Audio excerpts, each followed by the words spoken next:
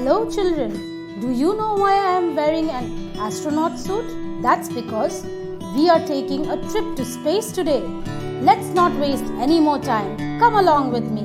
Jet, set, go! Now here we are in space. This huge place of space which contains the stars, planets, solar system, the constellations, the moon, the sun, all together is known as the universe. Along with all of these, it also contains gases, dust particles, and pieces of rocks. Look here, this giant is a star, and this star is our sun. A star is a ball of hot gases. The closest star to our planet is called the sun. There are many stars in our solar system. They glow because they have light of their own. The sun is the center of our solar system. Like the sun, there are many other stars in our universe. The twinkling lights that you see in the night sky are those stars. There are millions of these stars in our solar system. Now these millions of stars form many groups. These groups are called constellations. A constellation, thus, is a group of stars that makes patterns in the sky. Among the many known constellations, let's learn a little about some of the most famous ones. Ursa Major. The constellation Ursa Major is visible in the north sky. The other name for the constellation is the Great Bear or Saptarshi, as we call it here in India. Orion.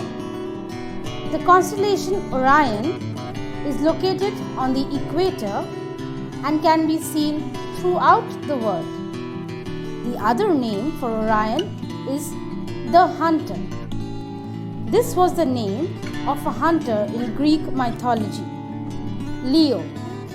The constellation Leo was named after the Nemean lion in Greek mythology. If you are wondering who Nemean was, here is some information about him. Nemean was a ferocious monster in Greek mythology that lived in Nemea. It was killed by the hero Hercules during his first task. This constellation Leo can be seen in the northern hemisphere of the sky. Come, now let's take a look at the moon. A moon is a heavenly body that moves around a planet. It is also a natural satellite. A moon has many shapes and sizes. Some of them even have atmospheres and oceans hidden inside their surfaces. Almost every planet in our solar system except Mercury and Venus has moons. Did you know that there are at least 218 moons in our solar system? The planet Earth, the one that we live on, has one moon. It takes about 24 hours for the moon to complete one revolution around the Earth. We know now that the sun is the center of the solar system and there are 8 planets moving around it. So let's talk about the planets. Next to the sun is the first planet, Mercury. Beside it is the one we call the Earth's twin, Venus. After that comes the planet that we stay on, the Earth. After Earth comes Mars, followed by Jupiter.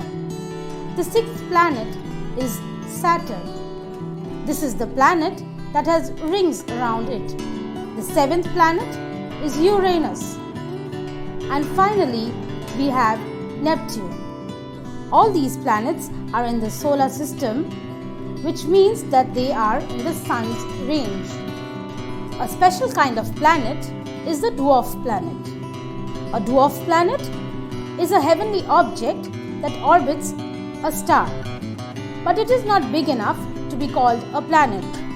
Neither is it of a size that it can fall into any other category. Pluto is an example of a dwarf planet. It has been called a dwarf planet since the 24th of August 2006. Now, let us talk about our planet, the Earth. When speaking of the Earth as a part of the universe, we realize that it is like only a grain of salt. This is because of how huge space is and because it has no end. Our planet Earth is the third planet in position in closeness to the Sun. The Earth is made up of 3 parts of water and 1 part of land. As of now, this is the only planet in the solar system where life, as we know, exists. That's all for now, friends. See you next time with some more interesting facts about the Earth. Till then, bye-bye.